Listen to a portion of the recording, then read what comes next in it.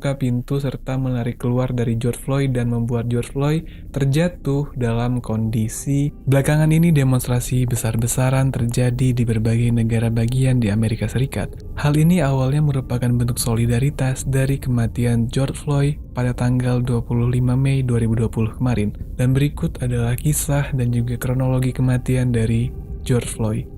George Floyd merupakan warga negara keturunan Afrika dan Amerika yang lahir pada tanggal 14 Oktober 1973. Ia lahir di Fayetteville, North Carolina, Amerika Serikat, dan kemudian tumbuh besar di Cuney Homes, Amerika Serikat. George Floyd ini juga memiliki tinggi badan yang cukup tinggi ya, sekitar 193 cm, dan juga ia dijuluki atau dipanggil oleh teman-temannya sebagai Gentle Giant. Pada masa remaja, George Floyd ini sering banget main sepak bola dan juga bola basket di sekolahnya ya. Dia bersekolah di Yates High School. Kemudian dia menempuh pendidikannya di South Florida Community College. Dan dia juga masih cukup aktif untuk bermain bola basket serta berkuliah kurang lebih selama 2 tahun. Setelah menempuh pendidikannya, George Floyd kembali ke daerah Houston dan kemudian ia bekerja di bengkel custom seperti itu kurang lebih. Dan kemudian pada tahun 2007, George Floyd didakwa melakukan perampokan terhadap salah satu rumah di kawasan tersebut, hingga akhirnya pada tahun 2009 George Floyd divonis kurungan penjara selama 5 tahun. Dan setelah menjalani kurungan penjara selama 5 tahun, kemudian George Floyd pun pindah ke Minnesota, salah satu kawasan negara bagian di Amerika Serikat, dan dia bekerja sebagai supir truk dan juga sempat menjadi security di salah satu restoran di sana. Dan akibat kemunculan dari pandemi COVID-19 yang muncul di sana, George Floyd pun harus kehilangan pekerjaannya. Dan kemudian pada tanggal 25 Mei 2020, George Floyd pun ditangkap atas dugaan penggunaan uang palsu di salah satu minimarket sebesar $20. Jadi awalnya George Floyd ini datang ke sebuah minimarket untuk membeli rokok, dan minimarket ini sudah jadi langganan dia, bahkan dia sampai cukup akrab dengan pemilik tokonya. Dan George Floyd pun kemudian membeli rokok di sana, kemudian menghampiri sang kasir untuk membayar rokok tersebut. Hanya saja pada saat menerima uang dari George Floyd, sang kasir merasa jika uang yang digunakan George Floyd ini pun palsu, sehingga sesuai dengan SOP-nya, sang kasir pun meminta kembali rokoknya dan mengembalikan uang dari George Floyd. Hanya saja pada saat itu George Floyd terkesan sedikit mabuk dan kemudian menolak untuk kembalikan rokoknya. Dan akhirnya sang kasir pun menelpon polisi atas dugaan penggunaan uang palsu tersebut. Tak lama berselang, 2 polisi pun datang menghampiri George Floyd dan menangkap George Floyd. Awalnya diduga ia melakukan perlawanan, hingga akhirnya ketika ia sudah diborgol itu cukup terkendali. Berdasarkan rekaman CCTV dan juga pernyataan dari pemilik toko bahwa George Floyd sebenarnya tidak melawan pada saat akan dimasukkan ke dalam mobil, namun ia memiliki sebuah fobia tersendiri terhadap ruangan sempit atau klaustrofobia kalau tidak salah. Dan kemudian ia terjatuh, dan tak lama berselang ia pun mau masuk ke dalam mobil tanpa melakukan perlawanan. Tak lama kemudian 2 orang polisi pun datang buka pintu serta menarik keluar dari George Floyd dan membuat George Floyd terjatuh dalam kondisi tangan terborgol di atas. Dan tak lama berselang, Chauvin, salah satu polisi di sana, menginjak atau menindih leher dari George Floyd menggunakan lututnya. Hal ini kemudian membuat George Floyd pun respon ya. Dia berkata bahwa I can't breathe, help, mama.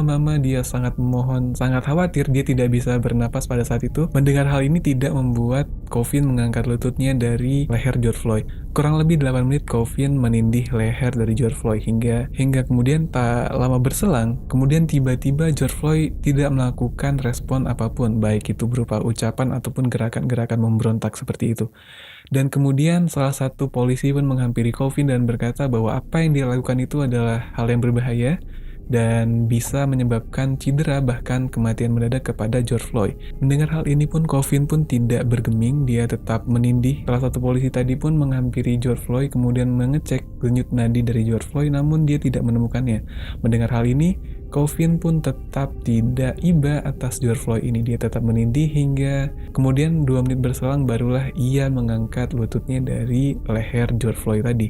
Dan kemudian George Floyd dilarikan ke rumah sakit, dan 1 jam kemudian George Floyd dinyatakan sudah tidak bernyawa. Kemudian hasil otopsi pun keluar, ada beberapa tanggapan mengenai penyebab dari kematiannya. Ada yang mengatakan jika George Floyd ini meninggal akibat sesak nafas yang diakibatkan dari tekanan terus-menerus. Dan juga ada juga yang mengatakan bahwa ini salah satu implikasinya, namun disertai dengan penggunaan obat-obatan yang dilakukan oleh George Floyd. Kemudian kematian dari George Floyd ini pun menuai kecaman dari publik. Bagaimana tidak? George Floyd yang sudah merintih kesakitan, dia tidak bisa bernapas dan itu berlangsung cukup lama. Dan banyak sekali sebenarnya masyarakat yang di sana melihat dan memperingatkan polisi untuk tidak melakukan itu, namun dia tidak menggubrisnya. Bahkan ketika temannya datang pun dia tetap tidak menggubrisnya. Hal ini kemudian membuat masyarakat geram dan marah, seakan-akan terjadi rasisme terhadap ras kulit hitam. Karena di Amerika Serikat sendiri, rasisme ini sangat-sangat tinggi intensinya, jadi cukup-cukup sensitif isu ini. Satu hari setelah kematian dari George Floyd ini, kemudian massa pun turun ke jalan di kota Minneapolis sebagai bentuk wujud dukungan dan juga solidaritas atas kematian dari George Floyd. Namun demonstrasi yang awalnya berlangsung secara damai ini harus berubah menjadi aksi kerusuhan karena ada beberapa oknum dari demonstran yang melakukan penjarahan. Nah, bagaimana nasib dari para polisi yang ada di kejadian itu? Yang kemudian menyulut emosi dari masyarakat secara luas adalah 4 polisi ini masih bisa berkeliaran secara bebas di luar. Dan kemudian hal ini memicu kemarahan publik yang lebih besar, tidak hanya di Minneapolis yang melakukan aksi demonstrasi, bahkan di berbagai negara bagian melakukan demonstrasi serupa, dan parahnya ada beberapa oknum lagi-lagi yang memanfaatkan demonstrasi ini untuk melakukan penjarahan. Kemudian kabar terbaru, 4 polisi ini telah dicopot jabatannya dan kemudian Chauvin sebagai pelaku utama dalam kejadian ini yang tadinya hanya berstatus dakwaan pembunuhan tingkat 3 atau pembunuhan tidak disengaja, karena bukti dan juga rekaman CCTV yang sangat banyak dan juga banyak sekali warga yang mengabadikan video tersebut, akhirnya jaksa pun memutuskan bahwa ini bisa dilanjutkan kepada pembunuhan tingkat 2 atau pembunuhan berencana dengan maksimal kurungan hingga 40 tahun. Hal ini menjadi kabar baik atas dorongan dukungan dari George Floyd ini sendiri. Well, sangat miris, sangat iba melihat kronologi kematian dari George Floyd ini. Bagi yang mau tahu videonya mungkin bisa cari di video lain karena terlalu sensitif kalau buat ditayangkan di channel ini. Dan juga saya juga turut belasungkawa atas kematiannya, dan mari kita berdoa dan juga berharap dan tidak melakukan tindakan rasialisme, tidak hanya untuk warga Amerika Serikat tapi juga seluruh dunia termasuk Indonesia. Dan semoga kejadian serupa tidak pernah terjadi lagi. Dan sekian aja video kali ini. Kalau suka konten-konten seperti ini, jangan lupa di like, comment, share, dan juga subscribe. Ataupun kalau ada hal-hal menarik yang perlu kita bahas, silahkan di komen aja. Akhir kata, selamat malam.